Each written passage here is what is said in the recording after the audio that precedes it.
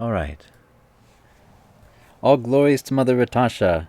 All glories to the religion of love. All glories to the assembled devotees. Jai.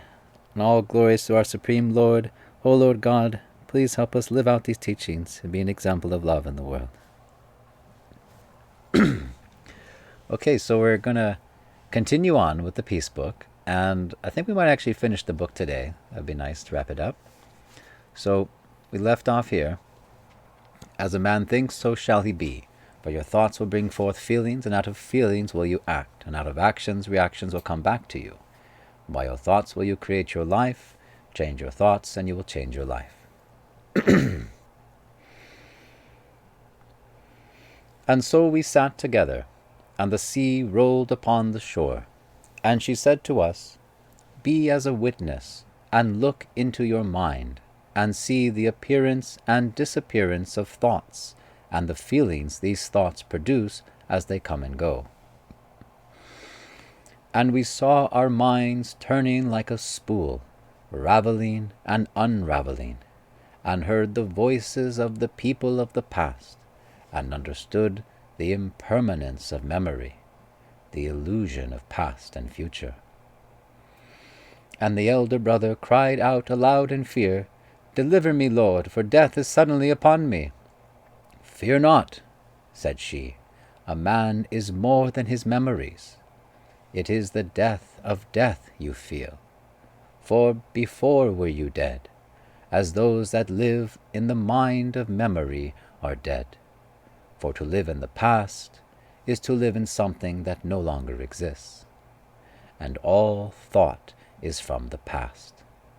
And she asked, Can you take anything out of a storehouse that was not put there in the past? No, nor from the mind.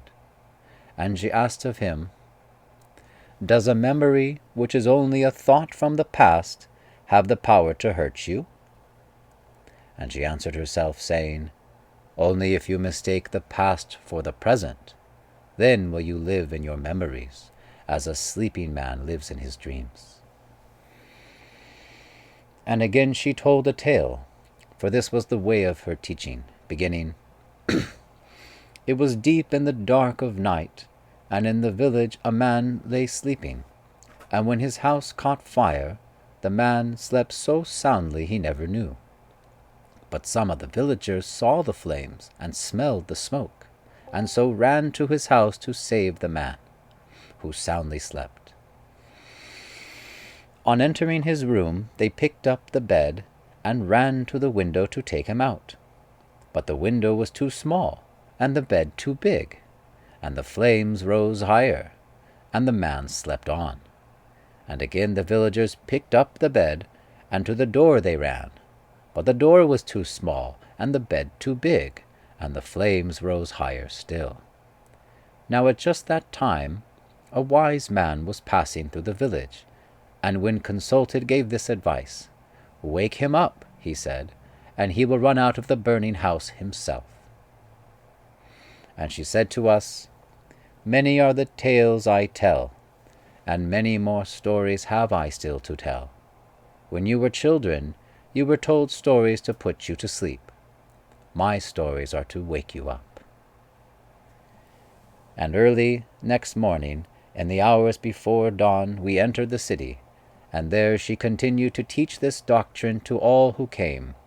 And a certain man asked of her, Master, you say we hold hidden and denied within ourselves angers and fears that destroy the body and corrupt the mind. If hidden and denied, how are we to know of them? By yourself you cannot know yourself, she said. But by the grace of God, the world will show yourself to you, and set before you those that test and try you, who will show to you your angers and your fears. And you will call them enemies, but they are not your enemies.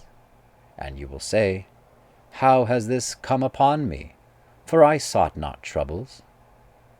And it will be repeated as it has been from the beginning of time, Ask and you shall receive. And you will say, when did I ask for those unwanted things? And the answer will come, by your thoughts you ask, as much as by your words. And what is not of love is loud. And I asked of her, how may I rid myself of anger and of fear, and so attain to peace? And where do I begin? And this is what the Master taught. Pain is the beginning, and pain the guide to what you hold inside yourself. When the painful feelings of pain or anger afflict you, do not do as the world does and look outside yourself to judge and blame, but look instead inside yourself, and feeling your feelings, search yourself for the thought that brought the feeling up. Your feelings come from your own thoughts, and not from things outside yourself. To change your bad feeling, change your bad thought.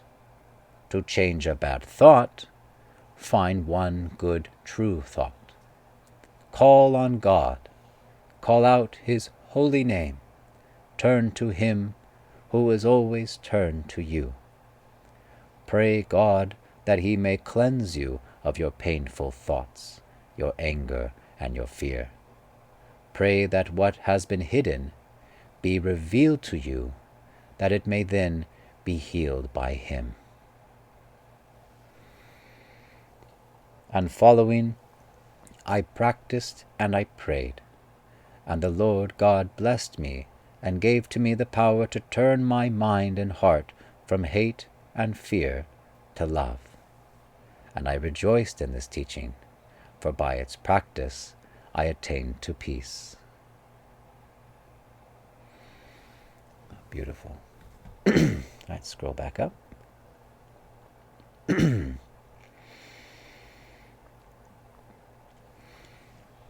And so we sat together, and the sea rolled upon the shore, and she said to us, be as a witness and look into your mind.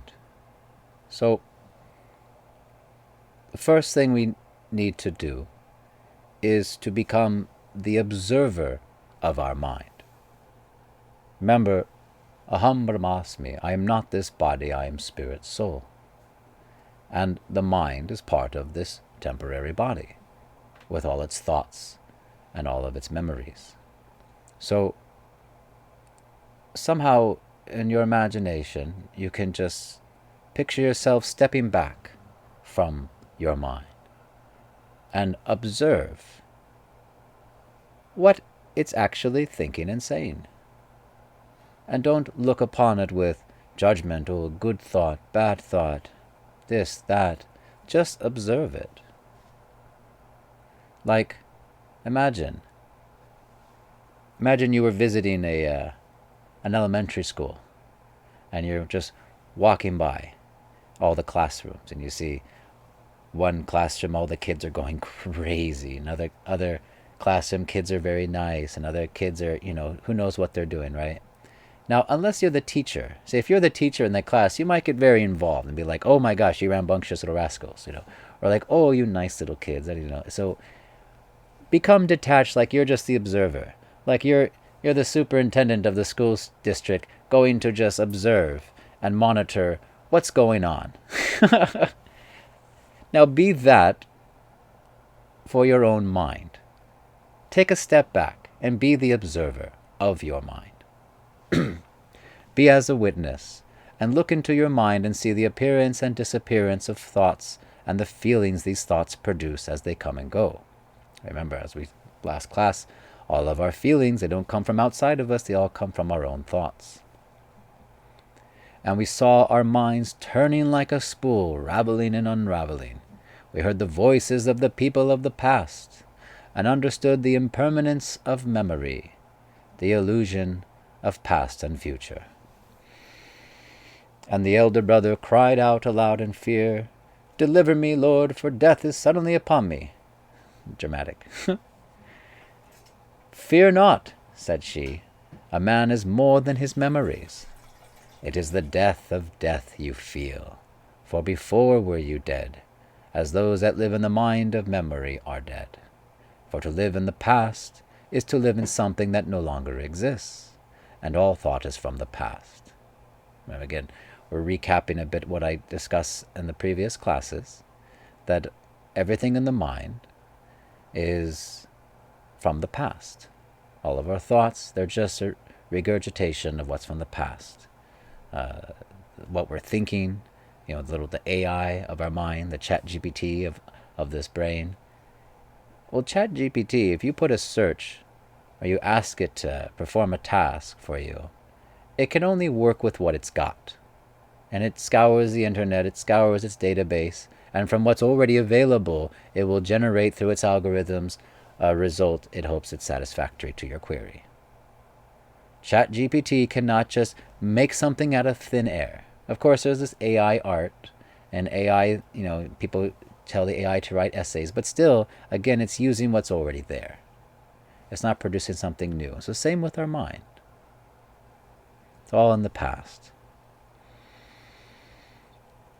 And if someone who's always in their mind, always replaying what's going on in their head over and over again, they just live in the past. They're not present.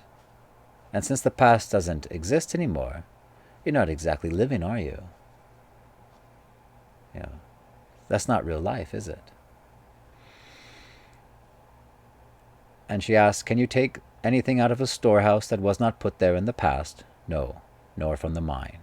And she asked of him, does a memory, which is only a thought from the past, have the power to hurt you? And she answered herself, saying, only if you mistake the past for the present. Then will you live in your memories as a sleepy man lives in his dreams. If you remember, I gave example in the past classes. You could be having a jolly day, everything's fine, you think you're fine, and suddenly thought pops in your head and you remember something very bad. Something hurtful, something someone said, or some sad memory that you've experienced from the past. And even though there's no external factor happening around you for you to have any bad feeling or negative feeling, you are going to experience all that negativity, all that pain, all that anger, as if it was happening right now, even though it was just a thought in the head. So memories, which are just thoughts from the past, they don't have the power to hurt you unless you mistake them to be the present.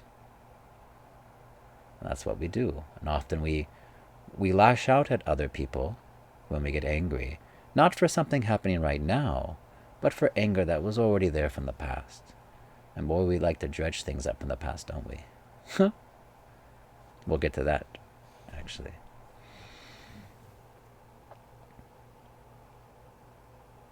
And then the story of the man sleeping, and the fire's going, all the villagers trying to get him out, but he's still sleeping. The comical story, the bed's too big, we can't take the bed out the window, we can't take the bed out the door, what do we do? How do we save this guy? And the wise man says, wake him up, and he'll run out of the burning building himself. Wake up. We need to wake up to what's happening in our own mind. And when we become aware of that, we become the observer of our thoughts. We then become the active controller of how we think. Then we'll be able to run away from all danger. In fact, rid ourselves of all that pain and anger. These stories are meant to wake us up. Spiritualization, religion, all this wonderful tools and practices, they're meant to wake us up. If we live in the mind, we're living in the past, and the past isn't real. So the mind, the storehouse, that isn't true reality. To be in the present moment, in the now, that is a space or a state of being that is beyond the mind. And we're going to get to that too. And early the next morning, in the hours before dawn, we entered the city, and there she continued to teach this doctrine to all who came. And a certain man asked of her, Master, you say we hold hidden and denied within ourselves angers and fears that destroy the body and corrupt the mind. If hidden and denied, how are we to know of them? By yourself you cannot know yourself, she said, but by the grace of God the world will show yourself to you, and set before you those that test and try you, who will show to you your angers and your fears. Remember, mentioned again in last classes, that any time something outside of us, a person, place, or thing, that pushes our buttons, makes us upset, or we think makes us upset, right? That's the illusion. That's actually a blessing in disguise. And I know, believe me, in that present moment we're thinking, how is this a blessing? This is just awful, right? Why do I have to deal with this crazy person? Oh my gosh, how could that person be so awful? Or, how could this happen? But every single one of these things is a blessing because they show to us what was hidden within. Remember, you can't find anything in the storehouse that wasn't already there. So things like all of our anger, all of our fear, all of our anxieties, all of that's from the past.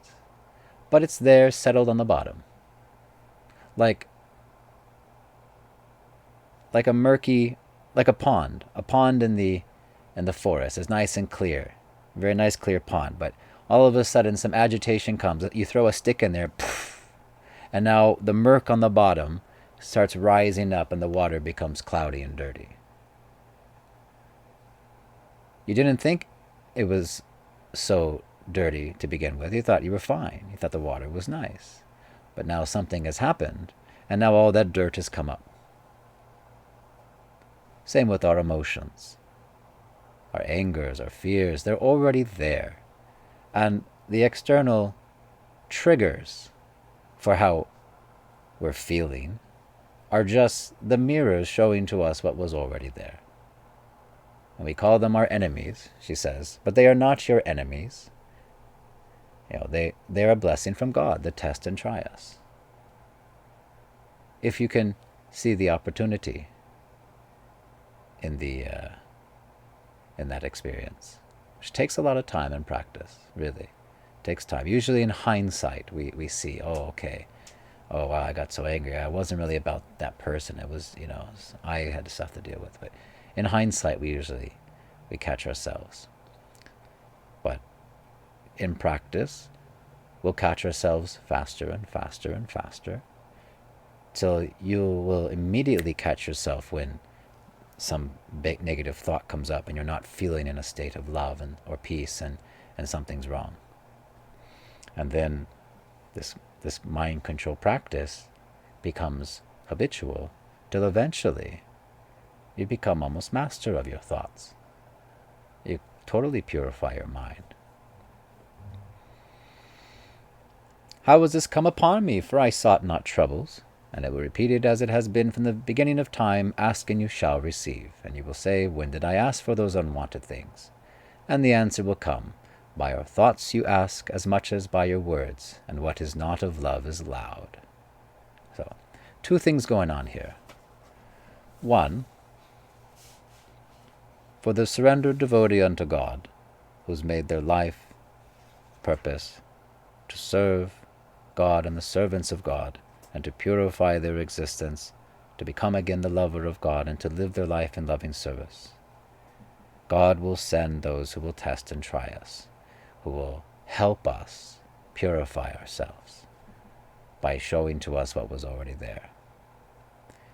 And the second thing about this is that whatever we hold in our thoughts most, that we call into our life. This is called the law of attraction. There was a movie that came out some years ago called The Secret. The Secret, and it's about some money-making thing, really. People are, I'm gonna manifest things. But really, it was no secret. It's whatever you think on, consciously or unconsciously, you attract more in your life. Like attracts like. And by thinking negative things, by thinking angry things, by thinking displeasing things, well, you're going to get a lot of angry, displeasing experiences over and over again. By your thoughts you ask just as much as by your words, and what is not of love is loud. Our thoughts are like a little radio beacon going out there in search of its counterpart to come right back to us. And I've shared this before, I'll share it again. There's a nice story about this holy person who lived in a cave. He was an ascetic sadhu, and he was venerated by the locals in the village down the mountain, and they would bring offerings of food at his mountain cave entrance. Everyone thought, oh, he's so holy, so renounced, wow. And he thought so too. And one day he just happens to go out of his mountain hermitage and down into the town, and while walking on the street, someone accidentally bumps into him. And the sadhu, the holy man, he was like, "Hey, how dare you!" And he got all angry. Wasn't so holy as he thought he was. See, when you're by yourself, she says, you cannot know yourself. You might think I'm fine. I'm totally fine. Nothing wrong going on here.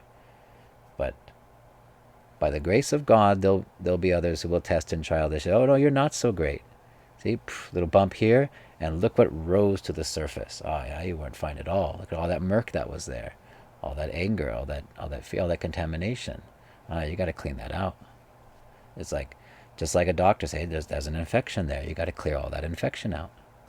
Otherwise, it's going to fester. And these negative thoughts are just like that, whether we are aware of it or not. They're the things our death is made of. And I asked of her, how may I rid myself of anger and of fear and so attain to peace, and where do I begin? And this is what the Master taught. Now we get into it. All right. Now, for the past few classes, we've laid the foundation. Now we're going to put all that knowledge together.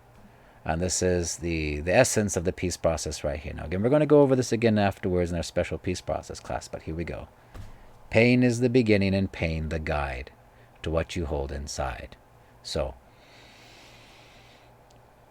pain is a very important thing. It has a very essential function.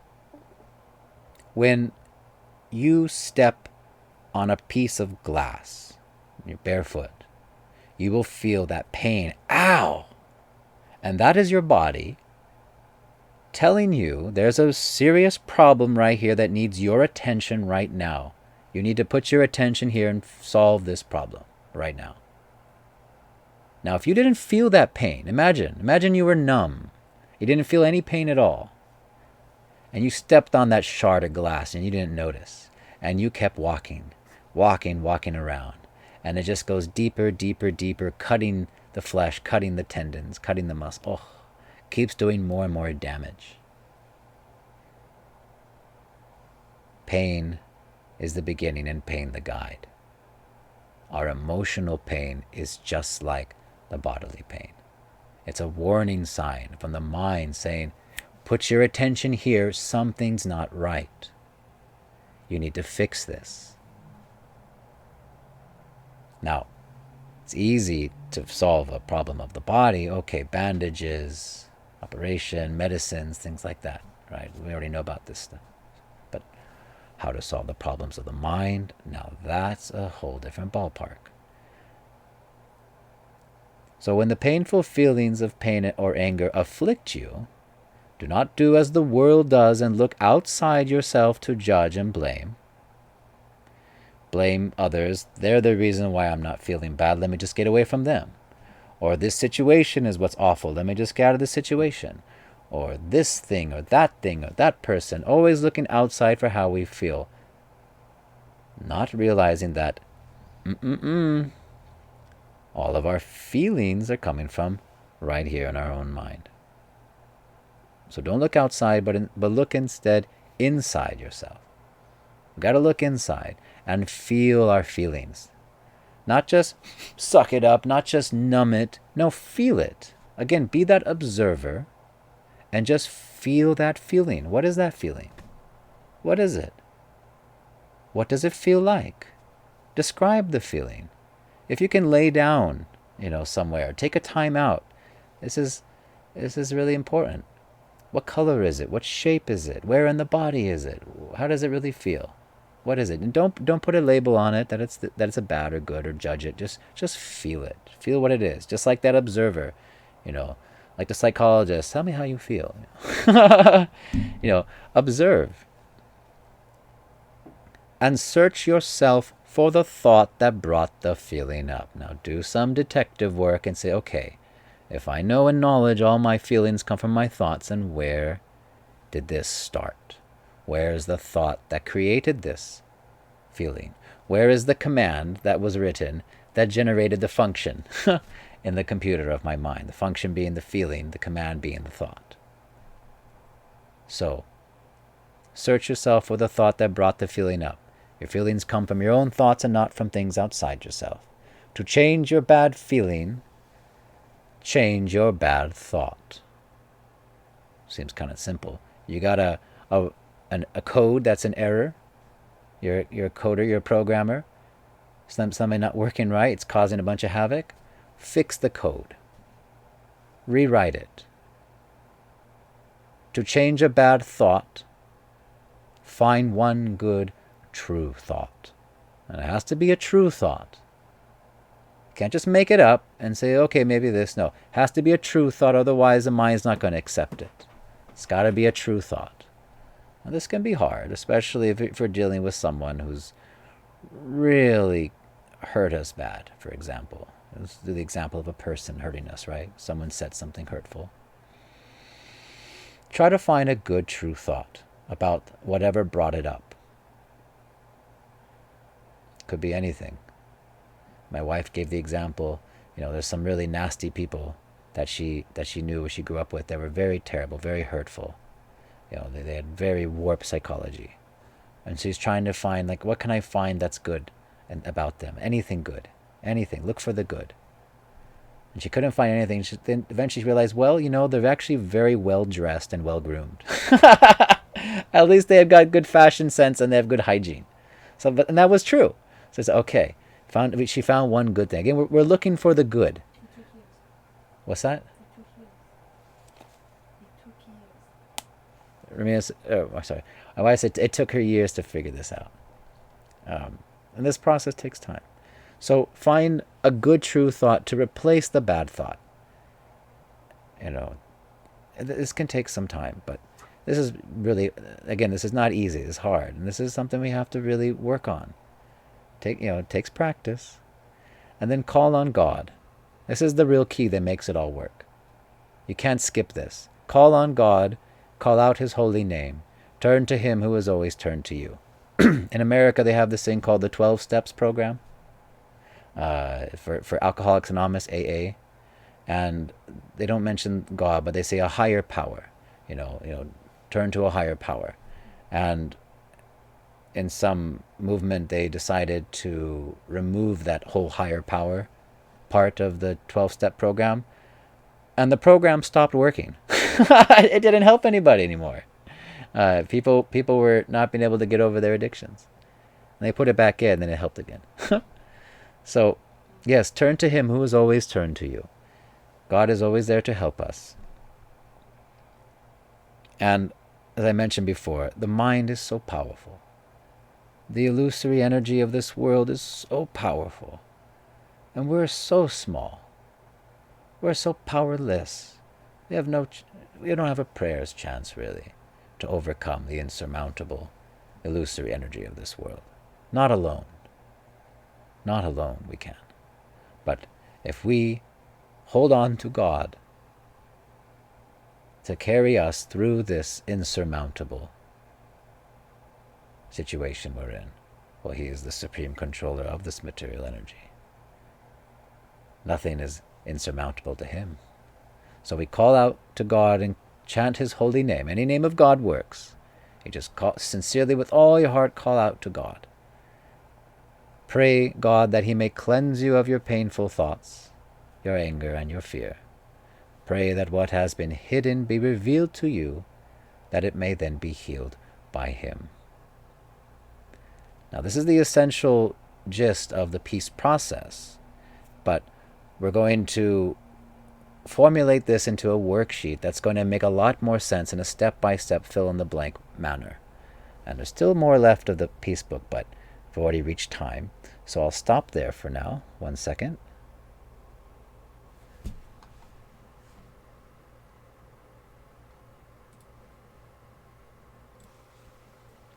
Okay.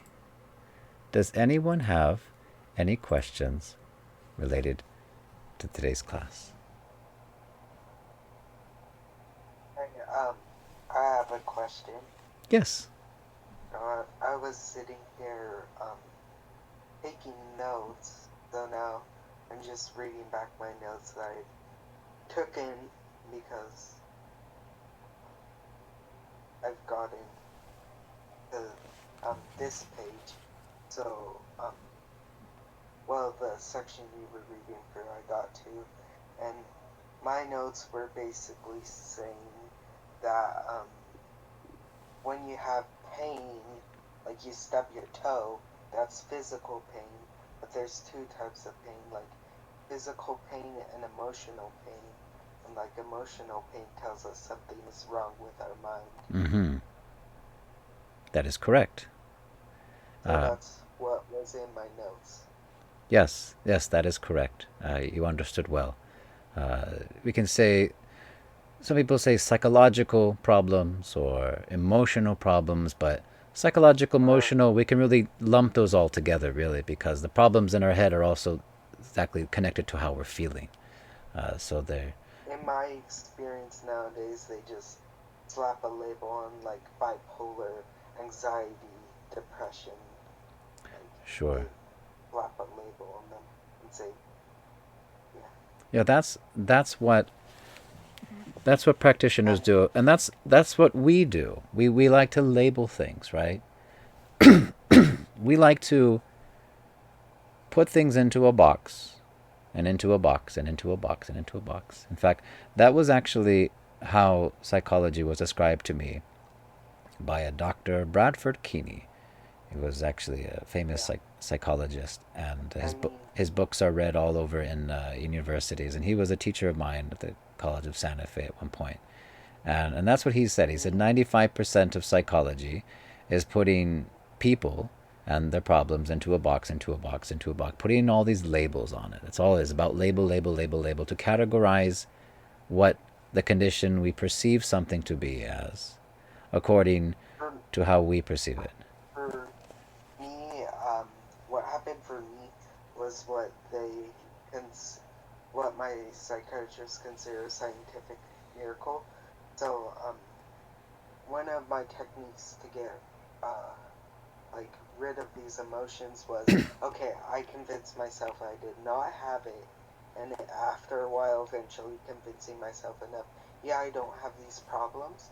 Eventually, that manifests, and then I started getting better and better, and had less and less problems. Okay, so you denied and denied and denied it until you stopped experiencing it. Yes, basically that's what happened. Ah, well, it may hold for some time, and I hope it does work for you, brother. But as Mother Tasha taught, that though hidden and denied, still these things act upon us if we do not uproot them and kick them out for reals. And that's by changing the negative thought to the good thought. Now, like I said, I hope that in your situation, that this is a permanent fix for the issues that you were having. I hope so. I really do. I don't want you to suffer. Yeah. But this happened a couple years ago, and I have not experienced any mental problems. I actually ended with my therapist about 2 weeks ago. So, yeah. well, that's good. Well, you may be the anomaly where you're able to do that. But for most of us, it's not that simple. In fact, we might trick ourselves that we're fine, and then out of nowhere, years go by, and it all comes rushing back, Haven't we heard, we've seen lots of movies like this where the main character thinks he's fine, all of a sudden something triggers it, and all of a sudden this childhood trauma comes up, and wow, mental breakdown. Yeah, my point I'm trying to make is that mindset is everything. Like, it controls everything. Like, your mindset, if you have a good mindset, you're going to be a good, happy person. If you have a bad mindset, you're going to be miserable. That's true. By your thoughts, you create your life. In the past class, which I wish you were there, Mother Tasha says, from your thoughts will bring forth feelings, and out of feelings will you act, and out of actions, reactions will come back to you. So really, starting with how we're thinking, we will create our entire experience in this life. And we will direct ourselves in that direction, or whatever, as you said, ask and you shall receive, right? And our thoughts, Um, as much as our words, call things to us. And what is not of love is loud. So yeah, these negative things, the mind loves to focus on the negative. It really does. And I've used this example before. You'll hear me repeat myself a lot. It's okay. Religion, repeating again. The example of people driving on the freeway past a motor car accident. And even if the accident, the wreckage, is all off to the side on the shoulder and the lanes are free, what happens is, doesn't everybody slow down? Everybody slows down. And not just the side of traffic where it's happening, even the opposite side, the other bound traffic, it also slows down. And what does everybody do when they're driving? They're all looking to see, oh, how bad is that wreck? Oh my God, I want to see what's going on. The mind loves to focus on the negative. That's why on the news, there's all of this terrible stuff happening, right? You put on CNN, you put on BBC, you put on all these different television. It's always like, this bad thing happened over here, and this awful atrocity going on over here, and it's just one that's bad why I thing after don't the watch other. the news. It's just negative on the news. But did you see my comment I had left on your YouTube channel? No, I haven't checked it recently. I will check it after. So the mind does I've like to focus on been the watching negative. your videos on there. I've been What's that? watching your videos on. Oh, I've been nice. watching your videos on the YouTube channel. Oh, nice. Uh, so that's what sells newspapers. That's what gets the TV ratings. All the negativity, all the trauma, all the drama, all the violence, the gore, the all this stuff. It sells tickets. It gets sponsors. This is what we are all attracted to. That's why all the news, most of the news, not all of it, but most of the news is bad news, because the mind likes to focus on the negative. And boys, everyone likes to talk about it afterwards. Oh, did you see that? Oh my gosh, so bad. Da, da, da.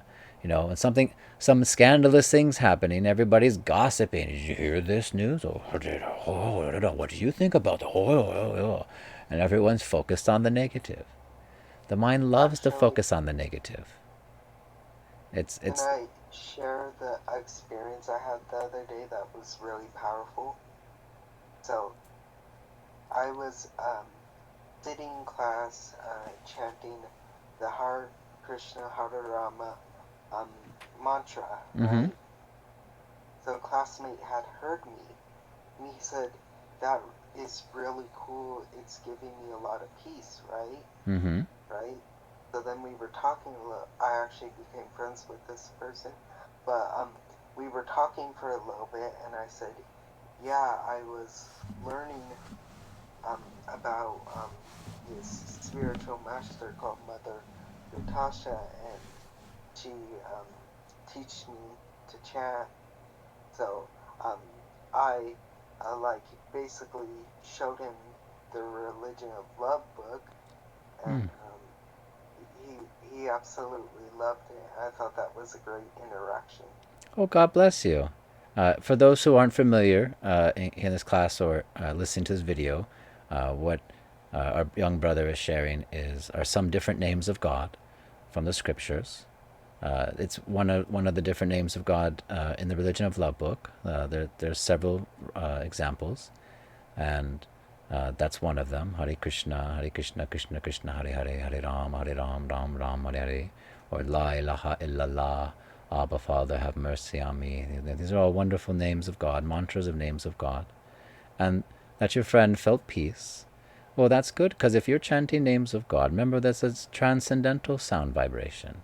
That energy is of love, is of the spiritual. It's not of this world.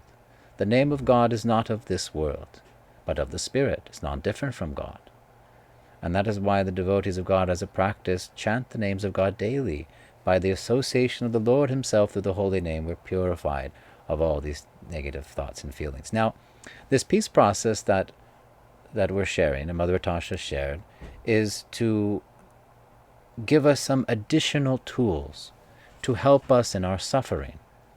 Now, chanting God's names, hearing the word of God, remembering God, these spiritual practices, they will, in themselves, do the work of purifying our hearts and minds of all this negativity. And it does work. It's a gradual process. But if we're suffering right now, we're having all these problems right now, well, what can we do in this moment to get immediate results? Because that's what we like, right? We want to get results right away. I mean, chanting can take years for these things to gradually fall off of us, depending on how sincere we are and how often we chant. So this peace process out of Mother Natasha's mercy is a powerful tool that we can let go of a lot of these painful things right away. Well, not right away, but a lot faster the more we master this process, which will also help us to be more concentrated and focused and attentive in our chanting too, when we're not disturbed so much in our mind. It works in tandem. But chanting in itself will purify. The peace process, like I said, is an additional tool, and it's a very powerful one that can help us get to that inner peace a little quicker, but only if we use it. And then there's more things coming up in the peace book that we're going to finish soon. Well, that's a wonderful. Thank you for sharing. And I mean, I feel anyone who learns about Mother Natasha, I've not met one person I've shared Mother Natasha with, and they're like, no, I hate her or something. They're like, yeah, she sounds wonderful. I gotta look into this, basically. oh, that's nice. Well, you must be in some nice circles, because there are plenty of haters in other parts of the world from Mother Natasha, as there are a lot of haters out there who just hate on everything and everyone. Like if I was in an Islamic country, they probably wouldn't accept it as well. Well, Mother Natasha, as you know, served a lot in Bangladesh, and Bangladesh is predominantly a Muslim country. And of her disciples, who were of all backgrounds, Hindus, Muslims, Christians, they were all from all backgrounds, and there was a lot of pushback by some people, very sectarian, very angry, very zealous, very ignorant people who can't hear the truth. Their hearts are hardened, and they know not love. They just are just in their negative mind, thinking they know it all. So there, of course, every devotee of God who's really doing the work rightly, there's going to be some issues. In fact, Mother Natasha said, if you don't come across problems in this world, you're not doing it right. Because if you look at all the great saints and sages throughout history, it wasn't always a smooth ride in this world. There was oppositions, there was challenges, there was troubles. But that's wonderful that you're sharing this wonderful message with others. That love is not love until it is given. I What's have that? a question because I never met Mother Ratasha and will never have a chance to.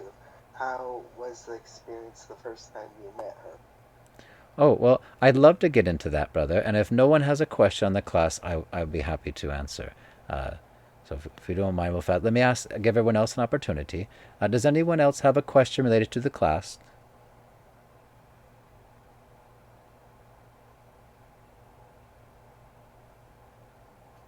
Yeah, I had a question. Yeah, brother. So, I understand we should control our anger and come to peace with other people, and I agree with that. I had a question regarding if somebody's cheating others or causing suffering to others. Um, we can forgive this person and not be angry with them, but I mean, there has to be some sort of justice, or we might want to feel like, hey, this guy's cheating someone, I should try and help the world out, do something that resolves this issue. How would you go about doing that without keeping any hate in your heart? And should we be even striving to do something like that? You mean, in addition to letting go of the anger in yourself, to be a do-gooder vigilante? Yeah. Well, if you recall in the past classes, Mother Tasha, she she likes the word of forgiveness in the old Aramaic language, which is shpag, which actually it means forgiveness, but its literal translation is to untie. That's what shpag means. That to forgive means to let go of your own anger at another person. That's real forgiveness, and it's not something you do for another person. You don't have to tell them you forgive them. You don't have to make some gesture that you forgave them. You don't have to do anything like that. It's something you do for yourself alone. You free yourself of the anger. And that's actual forgiveness. And it doesn't mean you condone someone's actions either. We do not condone these cruel acts of suffering. Of course not. We do not condone these things. And there are laws for that, of course. There's the laws of the state. Obviously, if somebody is committing some crime, I mean, well, you can be a good Samaritan, report it, obviously, to the authorities, I'm sure, and they'll look into it and they'll receive punishment. And of course, there's also the laws of material nature. As you sow, so shall you reap. Karma. Whatever you do comes back to you. So even if these people somehow escape the laws and justice of man and society, they're not going to escape the laws of God and this material nature. No. Everyone gets their comeuppance, actually. And as far as what you would do in a specific situation, I cannot say. This is something that, if you're in that situation, I would just, say, pray to God and trust your gut, follow your heart, do what you think is right. Be a good person as best as possible. Act upon the knowledge that you receive from, higher sources, and do your best. I wouldn't say, oh, you should do this, you should do that, should do that. Mother Tasha said, I want to take that word out of the vocabulary, should. She said, stop shooting on me. So I'm not gonna say what you should do. Honestly, I can't say. But you know, be a good person, live with your heart. And as far as letting go of the anger, that's something you do for yourself, like I said. But if you feel the need to make an active difference in helping others, well, some people they go into law enforcement. Some people they become court judges and whatnot. So that's also, you can join the neighborhood watch. I hope that helps. I'm not a I don't have a complete answer for that, but I hope that offers some perspective, brother. No, yeah, that makes sense. Okay. Anyone else have any other questions about the peace book?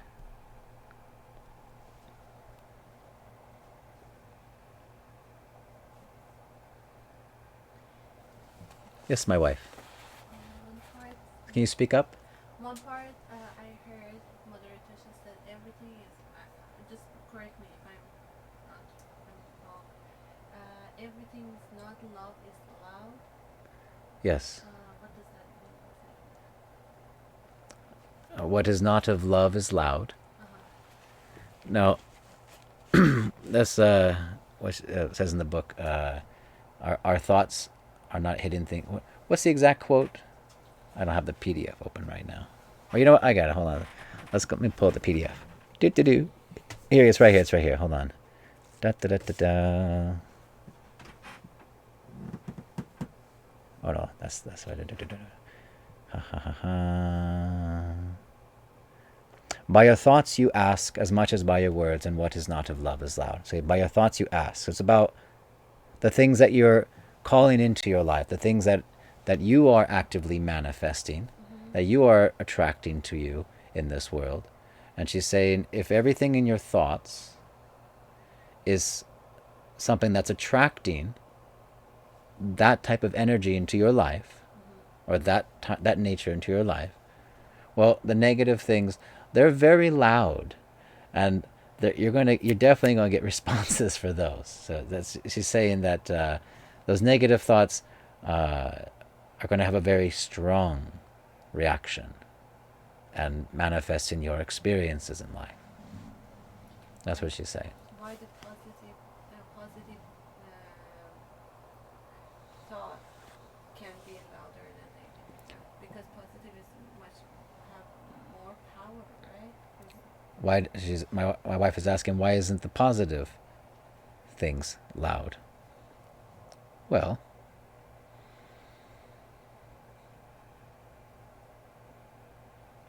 let me think of an analogy.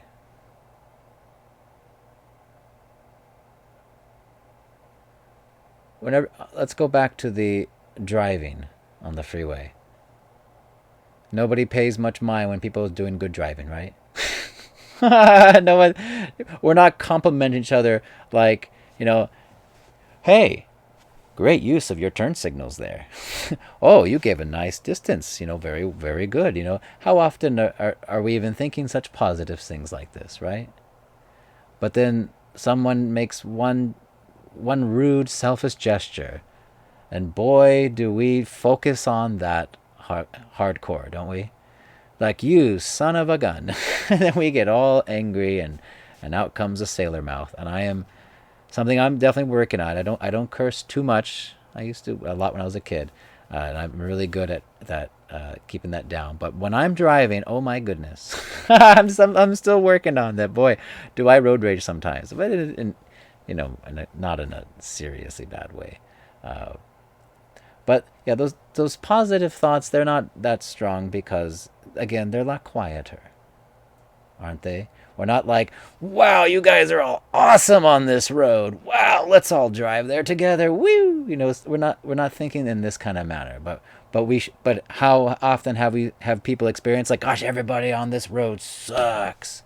Everybody's miserable. Like, oh, this guy's driving selfish. This guy, da da da. So these negative thoughts, they are loud. This is because of how our mind is become trained by the society. I have something on this. Oh, one second. One second, brother. My wife has asked, is that because of how our mind trained by society? Well, yes, we are definitely conditioned by the thoughts and desires of others, sure. We are definitely influenced by the association of others, sure. Association always has an effect, and like attracts like, and whatever we associate with, we become more like. So, of course, someone living in a more friendly society is probably going to have more friendly tendencies, as we've experienced together. Driving in California can be quite a stressful, chaotic, experience. And then driving all around the countryside of Ireland, we rented a car. Wasn't that quite lovely? Hi. Oh, good morning to you. Hi. Everything was because a different mentality of sure. Everything has an effect. Everything affects our consciousness. Everything. That is why the devotee of God tries everything as much as possible to protect their spiritual life by trying to surround themselves only with good, beneficial association that's going to help them towards their goal. And if their goal, of course the devotee's God goal is to be, again, fully in love of God, and to be thinking in how I may serve and do good and be good, then naturally the devotee wants to surround themselves with association of this caliber. Association that brings the best out of us, not the worst out of us. In fact, Mother Tasha was saying, ideally, I would love to be around people better than me, smarter than me, more loving than me. Surround myself with people greater than I, so that they can help carry me as well. And like by their light I may see. So it's like basketball. We used to play, in the park. You don't get good by playing with the people who are a lot worse than you. You get good by playing with the guys who are a lot better than you, and who bring you up, and you rising up to the challenge. So we surround ourselves with good and positive association. I mean, I say positive, but we want to go even beyond good to the spiritual. So spiritual association, much as possible, names of God, devotion, prayers, holy books, devotees, as much as possible. We try to surround ourselves with good association, so that is what's having more of an effect on us. Not putting ourselves unnecessarily in environments and company that's just going to drag us down. And I think we also naturally we're kind of inclined to avoid toxic situations as much as possible, right? For example. So does that make sense? My experiences, like I used to just criticize lots of things, just seeing negative things more than positive things about people or situations. But since I changed my mindset from the same thing is happening again, I'm in the same situation almost, or seeing the same people, but because I changed my mindset from change it to the positive and change it to the love about people or the situation, still I might see the same people that bothered me, or the situation that was a little frustrating for me, but now it's not bothering me that much. In fact, I have more love for those people. Well, good. And have a better relationship, even its effect on those people that they were rough or rude to me, and by changing myself, they change also their behavior to me too. Well, there you go. Well, that's what happens when we continue to practice and practice and practice on the path. We get lighter, we get better, we live more in love, and we are not getting stuck in those habituated patterns, those negative patterns that we used to sink ourselves into and repeat over and over. By breaking free of all that, by actively choosing what we think, by being the observer of our mind and clearing away all the non-beneficial, dirty things not of love, surely, yes, that in time, even being in the same situation, encountering the same people, you will have a better and better and better experience because you are changing. And that's what happens when you keep chanting, hearing, remembering, doing these practices, applying this knowledge, you keep changing.